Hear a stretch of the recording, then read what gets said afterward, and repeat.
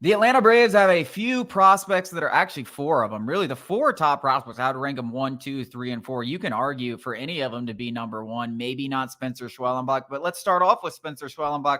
He was on the mound in Mississippi, fresh off earning a promotion, and he tosses 6 scoreless innings of 3-hit ball with 9 punch outs. I think if the one thing, since I know a lot of these guys haven't watched these prospects, and it's understandable because you can't really get them on television. The one thing that I think we're kind of waiting for Schwellenbach to do is to start missing more bats. His first start, he gets 9 strikeouts in 6 innings. If he keeps doing that, he's going to be right up there in that same conversation with Hurston Waldrip and AJ Smith-Shawver. And we know how fast Anthopoulos and this Braves organization, will push prospects who they deem ready, obviously, through the system and through the farm. And obviously, Hurston Waldrip's still in Double-A, and that's, I think, more so, maybe you could argue that he needs reps in Double-A, but I think it's more so just the log jam. It's the log jam in Triple-A and the major league roster. We just have a log jam of pitchers, and it's a good problem to have. There's no arguing that. So maybe they won't rocket through the system as they normally would had, there been openings, but it's good to see him having success already at the Double-A level. Speaking of Hurston Waldrip, he was on the mound. It was a double header out there in Biloxi, Mississippi. I think that's where they play. I could have totally screwed that up. I believe it is where they play. He was the first game pitcher, and he goes his best start of the season, 8 innings, 8 strikeouts, 1 earned run allowed. He has now gone 5 straight starts of at least 5 innings with 1 or less earned runs around after a tough start to the season. He's looking like the guy we all expected at the start of the season. Like you said, he'd probably already be in Gwinnett. You do have this log jam.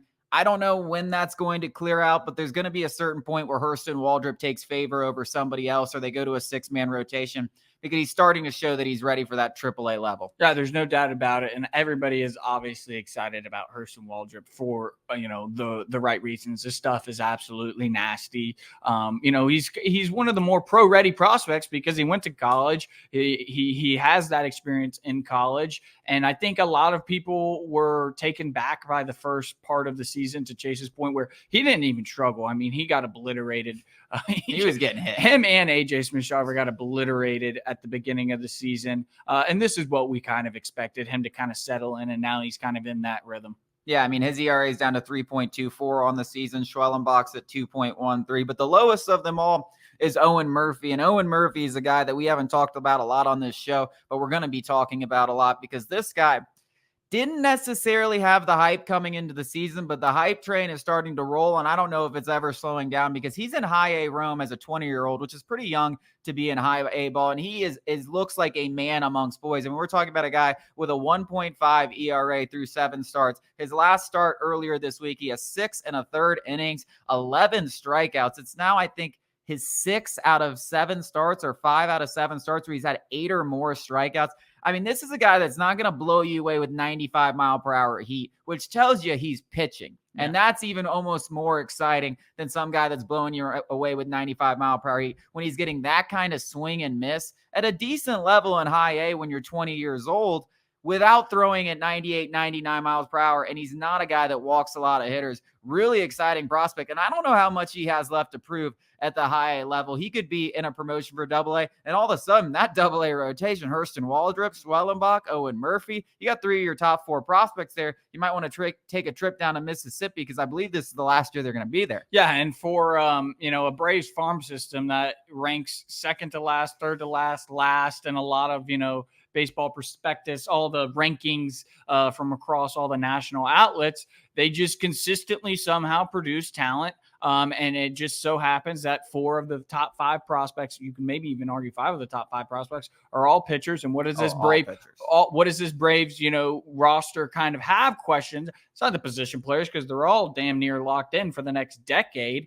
It's the pitching staff, and that's why Alex Anthopoulos and this front office is the best at what they do. Yeah, I mean, you can never have too many arms, and the Braves have a lot of good ones coming up through the ranks. You didn't even mention AJ Smith-Shawver. He's the one closest to MLB ready. And if Bryce Elder ever starts to struggle, which so far he hasn't, AJ Smith-Shawver is waiting to take that spot. We obviously saw Darius Vines do some good things. You still have guys like Dylan Dodd and Alan Winans waiting in the wings. So there's so many arms. Oh, and then don't forget about that Ian Anderson guy. I keep saying that, but don't totally write him off yet. I mean, that guy's still 25 years old. Yep. We've seen what he's been able to do do in the postseason. So many arms. And what's crazy, what's even crazier about the way things have just kind of worked out for the Braves is really the one position prospect worth talking about is Nacho Alvarez, and he happens to play shortstop. What's the one position on this entire roster that you're probably looking at the future and saying, hey, the Braves need to find a long-term option? It's shortstop with Orlando Arcia. Nacho Alvarez doing a lot of good things now at the AA level. A couple years down the road, he could fill in and be the starting shortstop for the Braves. You got all these arms, which is really what should be the focus of most farm systems. The Braves do it as well as anyone. Yep. It's I mean, it's exciting stuff. I mean, all four of these guys have really, really pitched fantastic for the first 6-7 weeks of the season. Yeah, it's a testament to Alex Anthopoulos once again and his staff. Minimal resources, and they still just churn out high level talent. Well, and they develop it. And now they have international prospect money. These ranks, they're not going to be last for long. I can guarantee you that.